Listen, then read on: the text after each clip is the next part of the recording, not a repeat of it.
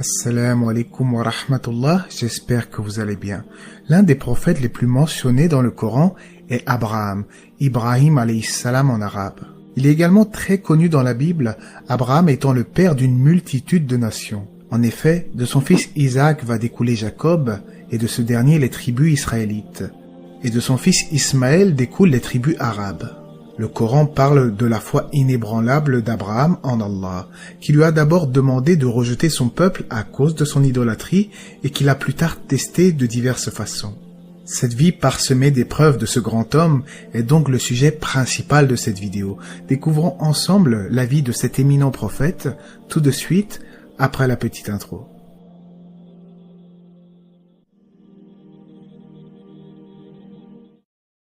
En islam, Abraham, est décrit comme un pur monothéiste qui appelait son peuple à l'adoration exclusive d'Allah, seul et sans associé. Ce strict monothéisme n'est pas sans lui faire subir diverses épreuves. Il se voit obligé de se dissocier de sa famille et de son peuple en émigrant au loin. Il se résigne aux ordres divins par lesquels il est testé, mais par lesquels aussi il démontre à chaque fois sa grande fidélité envers lui. Grâce à sa foi inébranlable qui était la sienne, le Coran parle de l'islam comme étant la religion entre guillemets d'Abraham, même si d'autres prophètes avant lui, comme Noé, avaient également appelé les gens à suivre la même voie. À cause de cette obéissance de chaque instant envers son Créateur, Allah lui a donné le titre spécial de Khalil, qu'on pourrait traduire par ami intime. Ce titre n'a jamais été donné à un autre prophète. Grâce à son excellent caractère, Allah a fait naître d'autres prophètes parmi ses descendants, dont Ismaïl, Isaac, Jacob et Moïse, qui ont tous contribué à guider les gens vers la vérité. Le Coran et la Sunna détaillent certains aspects de la vie d'Abraham pour nous exposer plusieurs leçons morales. Au commencement, on estime qu'Abraham serait né environ 2166 ans avant Jésus, et cela en Mésopotamie. Des découvertes archéologiques ont permis de reconstituer très clairement la vie religieuse en Mésopotamie. Ces habitants étaient des polythéistes qui croyaient en un panthéon, dans lequel chaque divinité avait sa propre sphère d'influence. Par exemple, l'immense temple dédié au dieu lunaire acadien Sin occupait le centre de la ville d'Ur. Comme les gens de son entourage, le père d'Abraham était aussi un idolâtre. C'est pourquoi ce fut le premier qu'Abraham appela au monothéisme. Il s'adressa à son père en usant de logique et de bon sens. Il est dit à ce sujet dans le sens du verset « Ô Mohammed, parle d'Abraham dans le livre, c'était un véridique et un prophète. Lorsqu'il dit à son père, « Ô mon père, pourquoi adores-tu ce qui ne peut ni entendre ni voir et qui ne profite en rien? Ô mon père, il m'a été révélé un savoir qui ne t'est jamais parvenu. Suis-moi donc, je te guiderai sur un droit chemin. » Malheureusement, son père rejeta immédiatement les propos de son fils, car cela allait à l'encontre de ses longues années d'idolâtrie ancrées en lui, et cela depuis son plus jeune âge. Son père dit, « Prendrais-tu en aversion mes divinités, ô Abraham? Si tu ne cesses pas, je te lapiderai sûrement. Éloigne-toi de moi, et pour longtemps. » Après avoir tenté à plusieurs reprises de convaincre son père d'abandonner l'adoration de fausses idoles, Abraham se tourna vers son peuple, cherchant à le mettre en garde en usant de la même logique. Récite-leur l'histoire d'Abraham quand il dit à son père et à son peuple, « Qu'adorez-vous » Ils répondirent, « Nous adorons des idoles et nous leur sommes dévoués. » Il dit, « Vous entendent-elles lorsque vous les implorez? Vous apportent-elles quelques bienfaits? Ou peuvent-elles vous nuire ?» Ils répondirent, « Non, mais nous avons vu nos pères agissant ainsi. » Il dit, « Mais avez-vous considéré ces idoles que vous adorez et qu'adoraient vos ancêtres? Elles sont toutes des ennemis pour moi, mais pas le Seigneur des mondes. C'est lui qui m'a créé et qui me guide, et c'est lui qui me nourrit et me donne à boire, et c'est lui encore qui me guérit lorsque je suis malade, qui me fera mourir, puis me redonnera la vie. » Abraham fit donc clairement comprendre à son peuple que le Seigneur des mondes ne pouvait se trouver ni dans les créations du monde, ni dans les idoles qu'il fabriquait, mais que Dieu était celui qui les avait créés, eux, et tout ce qu'ils voyaient et percevaient autour d'eux, et qu'ils n'avaient pas besoin d'être vus clairement pour être adorés. Cela est le principe même de la foi. Il leur expliqua qu'Allah est capable de tout, et qu'il n'est jamais limité d'aucune façon que ce soit, comme le sont les créations de notre monde par exemple. Après cela, Abraham remit ouvertement en question leur adhésion aux traditions de leurs ancêtres. Il dit en ce sens, « Certes, vous et vos ancêtres étiez dans l'erreur. » Il faut dire que la vie d'Abraham fut réellement marquée par la douleur, les difficultés, les épreuves, l'opposition de toutes parts, ainsi que la tristesse. Son père et son peuple, incapables de raisonner, rejetèrent son message en bloc et restèrent sourds à son appel. Ils se moquèrent d'ailleurs de lui. Ils dirent « Nous apportes-tu la vérité ou plaisantes-tu » À ce stade de sa vie, Abraham, un jeune homme avec un brillant avenir devant lui, s'opposa à sa famille et à son peuple tout entier afin de transmettre le message du pur monothéisme, la croyance en Allah seul et unique et le rejet de toutes les fausses divinités, que ce soit des étoiles, des corps célestes, des créatures terrestres ou même des représentations du divin sous forme d'images ou d'idoles. Il se vit rejeté, ostracisé et châtié pour ses convictions. Mais il tint bon et ne fit aucun compromis, sachant qu'il aurait à faire face à des obstacles encore plus difficiles dans le futur. Il est dit dans le Coran, et rappelle-toi, quand son Seigneur éprouva Abraham par certains commandements. Lorsqu'il les eut exécutés, Allah dit, « Certes, je vais faire de toi un guide, imam, pour les gens. » Puis vint le moment où il fut nécessaire que le prêche d'Abraham s'accompagne d'actions concrètes. Il sut qu'il devait porter un grand coup contre l'idolâtrie. Il avait l'intention de détruire leurs idoles, lesquelles étaient disposées sur un autel dans un temple. Abraham leur adressa d'abord une mise en garde. « Et, par Allah, je m'occuperai certes de vos idoles une fois que vous serez partis. » C'était l'époque d'un festival religieux et son peuple quittèrent la ville pour y assister. Évidemment, on invita Abraham à participer aux festivités, mais il déclina l'invitation. Puis, il jeta un regard sur les étoiles et dit « Je suis malade ». Les autres lui tournèrent le dos et s'en allèrent. Quant au sens du verset « Je suis malade », certains érudits ont expliqué que cette parole d'Abraham signifie que son cœur était malade en raison de l'adoration des idoles, ce qui ne constituait pas un véritable mensonge dont l'auteur est blâmé. Il s'agit plutôt d'allusions dans un but légal et religieux. Lorsqu'ils partirent pour leur festivité, c'est-à-dire son peuple, il sut, Abraham, qu'il avait devant lui une occasion à ne pas rater. Comme leur temple était désert, il s'y rendit et s'approcha des idoles dans le but de les détruire. Il est dit dans le Coran, dans le sens du verset, « Il les fit alors toutes voler en éclats, à l'exception de la plus imposante. » Quand les prêtres revinrent, c'est en état de choc qu'ils constatèrent ce sacrilège, la destruction du temple et des idoles. Ils se demandèrent qui avait bien pu faire cela à leurs idoles lorsque quelqu'un mentionna le nom d'Abraham en rappelant qu'il avait à plusieurs reprises critiqué leurs idoles. Lorsqu'il le fit venir, Abraham tenta de leur faire comprendre l'absurdité de leur conduite. Il leur dit « Adorez-vous ce que vous sculptez vous-même alors qu'Allah vous a créé, vous et ce que vous fabriquez ?» Mais comme ils étaient dans une colère noire, ils n'écoutèrent pas ses paroles et allèrent droit au but. « Est-ce toi qui as fait cela à nos idoles, ô Abraham ?» Il y avait une raison pour laquelle Abraham avait laissé intacte la plus grande de leurs idoles. Il répondit « C'est la plus grande d'entre elles que voici qu'il l'a fait. Demandez-leur donc si toutefois elles peuvent parler. » Quand Abraham leur parla ainsi, ils restèrent confus. Ils se mirent à se blâmer mutuellement pour ne pas avoir monté la garde plus proche des idoles. En évitant le regard d'Abraham, ils répondirent « Tu sais bien que ces idoles ne parlent pas. C'est-à-dire que même eux savent que ces idoles ne parlent pas. Alors qu'est-ce qui les pousse à adorer ces fausses divinités à la place d'Allah ?» Abraham poursuivit. Il dit « Adorez-vous donc à la place d'Allah ce qui ne peut ni vous être utile ni vous nuire, honte à vous et à tout ce que vous adorez à la place d'Allah. Ne raisonnez-vous pas ?» Ne savant plus quoi dire face à cette évidence, ils se décidèrent à tuer Abraham, qu'on lui dresse un bûcher et qu'on le lance dans la braise ardente. Ils s'attelèrent donc tous à assembler du bois pour le grand bûcher, lequel fut le plus gros qu'ils eussent jamais vu. Tout au fond de lui, le jeune Abraham se soumit au destin décidé pour lui pour le flanquer. Il ne flancha pas et ne perdit pas sa foi pour autant. Bien au contraire, cette épreuve l'affermit davantage dans ses croyances. Malgré son jeune âge, il ne broncha pas devant la perspective de cette mort. De même que ses dernières paroles, lorsqu'il fut jeté au feu, « Hasbunallah wa ni'mal wakeel. Allah nous suffit, il est notre meilleur garant. » C'est une célèbre invocation que le musulman se doit de prononcer lorsqu'il se trouve par exemple dans une situation de pression ou est victime d'une injustice. Voici une des nombreuses situations où, face à une épreuve très difficile, la foi d'Abraham s'avéra inébranlable. Il fut certes sévèrement testé à cette occasion, mais Abraham démontra qu'il était prêt à se sacrifier pour son Seigneur. Mais Allah n'avait pas destiné Abraham à mourir sur un bûcher ce jour-là, car il lui avait réservé une grande mission à accomplir. Il serait le père de quelques-uns des plus grands prophètes envoyés à l'humanité. C'est alors qu'il le sauva des flammes, ce qui constitua un grand prodige pour lui, de même que pour son peuple. Alors nous dîmes, au feu, soit pour Abraham une fraîcheur apaisante. Ils avaient voulu sa perte, mais nous fîmes d'eux les plus grands perdants. C'est ainsi qu'Abraham fut délivré des flammes. Les gens de son peuple avaient tenté de se venger de la destruction de leurs idoles, mais au final, eux et leurs idoles furent terriblement humiliés.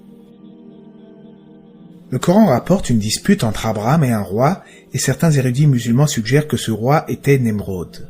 Cette dispute, toutefois, n'aurait eu lieu qu'après que le peuple eut tenté de brûler Abraham.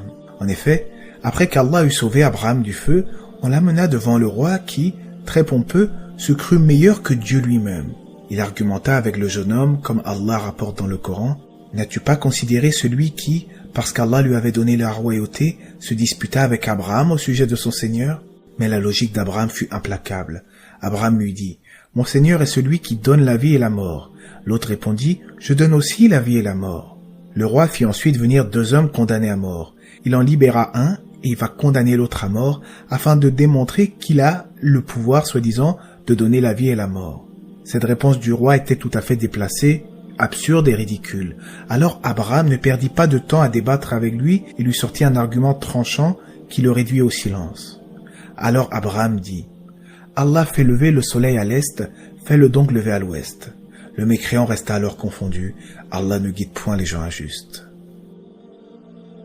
Après des années passées à appeler son peuple au tawhid, au monothéisme pur, et à se voir rejeté à chaque fois, Abraham reçut l'ordre d'Allah de se dissocier de sa famille et de son peuple. Il faut savoir qu'au moins 2 personnes de sa famille répondirent toutefois à son appel, Lot, son neveu, et Sarah, son épouse. Abraham émigra donc en compagnie des croyants qui étaient avec lui. Lot eut foi en son message. « Je quitte ma demeure pour chercher refuge auprès de mon Seigneur, dit Abraham, car c'est lui le Tout-Puissant, le Sage. » Ils immigrèrent donc vers une terre bénie, le pays de Canaan. Abraham demeura plusieurs années au pays de Canaan, allant de ville en ville, inviter les gens à croire en Allah et à prêcher le message. En Palestine, Sarah et Abraham étaient toujours sans enfants. Comme Sarah ne pouvait pas avoir d'enfants, elle suggéra à Abraham de prendre une servante, Hajar, comme concubine. On dit qu'Hajar était d'origine égyptienne. C'est donc de l'union d'Hajar et de Ibrahim, Abraham, que va naître Ismaïl alayhi salam, Ismaël. Alors qu'Ismaël était toujours au sein, Allah mit la foi d'Abraham à l'épreuve en lui ordonnant d'amener Hajar et Ismaël dans la vallée désertique de Bakka, plus tard appelée Mecca. Ce fut encore une épreuve très difficile. Lui et sa famille avaient attendu de longues années pour avoir un enfant, et juste au moment où leurs yeux brillaient de bonheur à la vue de leur fils, Allah leur ordonnait de s'exiler dans une contrée lointaine et désertique avec un climat hostile. À cet effet, Abraham, après être resté à cet endroit quelque temps en compagnie de Hajar et d'Ismaël, va devoir les quitter, en leur laissant une petite outre remplie d'eau et un sac plein de dattes. Comme il se mettait en marche sans se retourner, et en laissant derrière lui Hajar et Ismaël, Hajar fut pris d'inquiétude. Elle s'élança en sa direction et dit, « Abraham, où vas-tu, et pourquoi nous laisses-tu dans cette vallée désertique où il n'y a personne pour nous tenir compagnie ?» Abraham pressa le pas, et Hajar demanda à nouveau, « Est-ce Allah qui t'a demandé d'agir ainsi ?» Abraham s'arrêta, se retourna et dit, « Oui. » Rassuré par sa réponse, Hajar de rétorquer, « Abraham, entre les mains de qui nous laisses-tu ?»« Je vous laisse entre les mains d'Allah, répondit-il. Hajar se soumit alors au décret divin et dit, « Alors je suis heureuse de demeurer avec Allah. » Elle retourna donc vers Ismaïl, tandis qu'Abraham s'éloignait au loin, poursuivant son chemin jusqu'à un col étroit dans la montagne où nul ne pouvait plus le voir. Il s'arrêta et invoqua Allah. « Seigneur, j'établis une partie de ma descendance dans une vallée incultivable près de ta maison sacrée, ô Seigneur, afin qu'ils y accomplissent la prière. Fais en sorte, Seigneur, de leur gagner des sympathies parmi les hommes et nourris-les des fruits afin qu'ils soient reconnaissants. » Mais bientôt, les réserves en eau et en dattes de Hajar s'épuisèrent et son inquiétude commença à augmenter. Incapable d'étancher sa soif ou même d'allaiter son enfant, elle se mit à chercher de l'eau. Laissant Ismaël sous un arbre, elle entreprit d'escalader la pente abrupte d'une colline située tout près, espérant apercevoir une caravane au loin. C'est alors qu'elle parcourut 7 fois entre les 2 collines connues aujourd'hui sous les noms de As-Safa et Al-Marwa, cherchant un signe qui pourrait lui indiquer la présence d'eau ou alors une caravane. Fatiguée, désespérée, elle entendit soudain une voix sans pouvoir en situer la provenance. Puis, baissant le regard vers la vallée, elle vit l'ange Gabriel, Djibril alayhi salam, se présenter tout près d'Ismaël. L'ange creusa alors avec son talon et de l'eau en jaillit. C'était un véritable miracle. Hajar s'élança en sa direction et tenta de creuser un petit bassin autour de la source afin de rien en perdre, et elle remplit son outre. Ne crains pas d'être abandonné, lui dit l'ange, car ici se trouve la maison d'Allah, qui sera construite par ce garçon et son père, et jamais Dieu n'abandonne ses serviteurs. Cette source, appelée Zamzam, coule encore de nos jours dans la ville de la Mecque, située en Arabie Saoudite. C'est peu de temps après que la tribu de Jurham, en provenance du sud de l'Arabie, s'arrêta dans la vallée de la Mecque, après avoir vu, chose peu commune en ce lieu, un oiseau survoler cet endroit avec insistance, ce qui pouvait indiquer une présence de source d'eau. Ils finirent donc par s'installer à la Mecque et Ismaïl grandit parmi ces gens. Près de 10 ans se sont écoulés après qu'Abraham avait laissé Hajar et son bébé Ismaël à la Mecque entre les mains d'Allah. À son retour à la Mecque, il fut étonné de trouver l'endroit bien différent de ce qu'il avait laissé. La joie des retrouvailles fut vite interrompue par une épreuve ultime que son Créateur allait lui soumettre pour tester sa foi.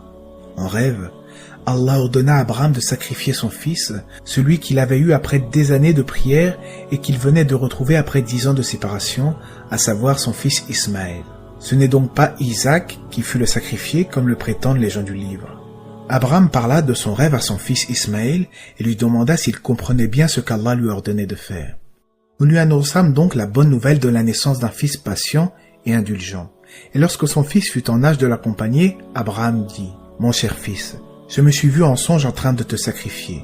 Vois un peu ce que tu en penses. » Son fils dit « Mon cher père, fais ce qui t'est commandé, et si Allah le veut, tu me trouveras du nombre de ceux qui sont patients. » Si n'importe quelle personne entendait son père lui dire, suite à un rêve, qu'il doit être sacrifié, il est évident que la personne serait prise d'une grande panique et remettrait en question la santé mentale de son père. Mais Ismaïl connaissait la position qu'occupait son père auprès de son Créateur, il était donc prêt à se soumettre à la volonté divine. Par la suite, Abraham amena donc son fils à l'endroit où il devait être sacrifié et l'allongea face contre terre. Allah décrit ce moment de soumission totale en des termes poignants. Puis, quand tous deux se furent soumis à Allah et qu'Abraham eut jeté son fils front contre terre, voilà que nous l'appelâmes. Juste au moment où Abraham approcha le couteau de son fils, une voix l'arrêta. « Ô Abraham, tu as réalisé ce que tu avais vu en songe. C'est ainsi que nous récompensons les bienfaisants. Ce fut vraiment une rude épreuve. » Finalement, Ismaïl fut remplacé par un mouton pour l'offrande. Et nous rachetâmes l'enfant par une offrande considérable. C'est cette soumission et cette confiance absolue en Allah que commémorent chaque année des millions de musulmans durant l'Aïd al-Adha, la fête du sacrifice. Plus tard, Abraham retourna en Palestine, où il reçut la visite d'anges venus leur annoncer, à lui et à sa femme Sarah, la bonne nouvelle d'un fils qui s'appellerait Isaac. Nous t'apportons la bonne nouvelle de la naissance d'un garçon plein de sagesse. C'est au cours de cette même visite des anges qu'ils apprirent la destruction imminente du peuple de Lot. Pour récapituler, Abraham a donc eu un enfant avec Hajar, c'est-à-dire Ismaël, d'où découlent les tribus arabes. Puis, il a eu un enfant avec Sarah, Isaac, d'où découlent les tribus israélites. Après plusieurs années de séparation, le père et le fils se retrouvèrent finalement à la Mecque.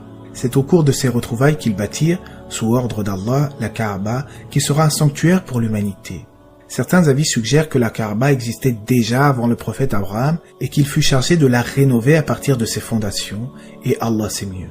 Ils entamèrent la construction dans ce même désert hostile où Abraham avait laissé Hajar et son fils des années auparavant, dans ce même lieu où ils avaient prié Allah d'en faire un endroit où les gens le prieraient et où nul n'adorerait d'idole.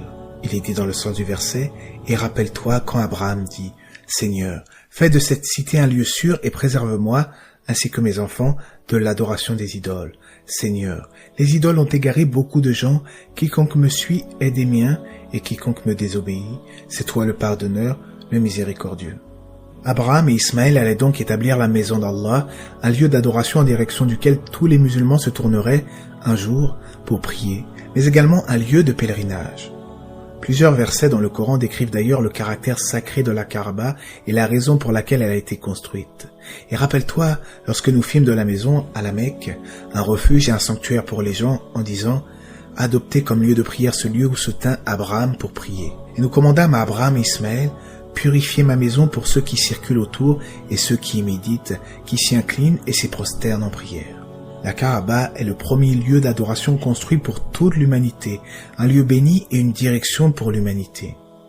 Dans un hadith, il est dit « En vérité, ce lieu a été fait sacré par Allah le jour où il a créé les cieux et la terre, et il demeurera sacré jusqu'au jour du jugement. » Abraham pria également Allah de faire naître un prophète parmi la descendance de son fils Ismaël, laquelle allait peupler cette contrée comme la descendance d'Isaac allait peupler le pays de Canaan. Seigneur, envoie parmi eux un messager qui sera un des leurs, qui leur récitera tes révélations, leur enseignera le livre et la sagesse et les purifiera. Certes, c'est toi le puissant, le sage. La prière d'Abraham pour un prophète issu de la descendance d'Ismaël se réalisa plusieurs milliers d'années plus tard quand Allah fit de Mohammed, alayhi salatu wassalam, un prophète. Et comme la Kaaba à la Mecque avait été choisie par Allah pour être un sanctuaire pour toute l'humanité, de même le prophète Mohammed de la Mecque fut envoyé à l'humanité tout entière. La construction de ce sanctuaire, destiné à toute l'humanité sans distinction de race, de nationalité ou de couleur, afin qu'elle adore le seul et unique Dieu, fut une apogée dans la vie d'Abraham. Avec l'établissement de la Kaaba, il savait qu'Allah serait adoré pour toujours sans aucune autre divinité, le culte exclusif. C'était le plus grand service qu'il pouvait rendre à l'humanité. Chaque année, des musulmans proviennent de milieux et de pays différents et se rassemblent à la Mecque pour le pèlerinage, en foulant cette terre bénie où des éminents prophètes ont vécu et ont combattu l'idolâtrie. Ils ont patienté face aux persécutions, se sont résignés aux ordres divins et ils ont fait preuve d'une foi inébranlable comme nous l'avons vu. À nous de nous inspirer de l'histoire des prophètes afin de renforcer notre foi et de mettre en application les rites de notre religion. Ainsi, je vous invite à revenir justement à ma playlist de l'histoire des prophètes pour suivre l'histoire de tous les prophètes et messagers, en tout cas les vidéos que j'ai pu faire à ce sujet. Allah c'est mieux, j'espère que cela vous aura été profitable. N'hésitez pas à vous abonner si vous ne l'êtes pas. Que la paix et les bénédictions d'Allah soient sur le prophète, sa famille et ses compagnons.